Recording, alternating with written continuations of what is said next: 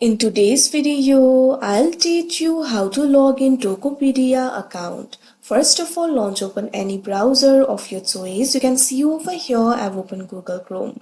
Now click on the search bar and type in tokopedia.com. Press enter.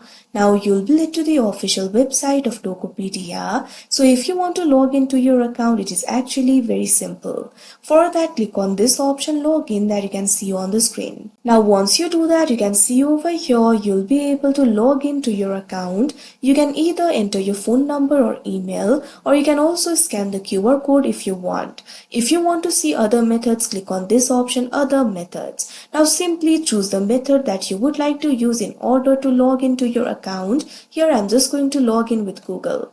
If you also selected the option for Google, simply click on the Google account that you used to create the account for Tokopedia.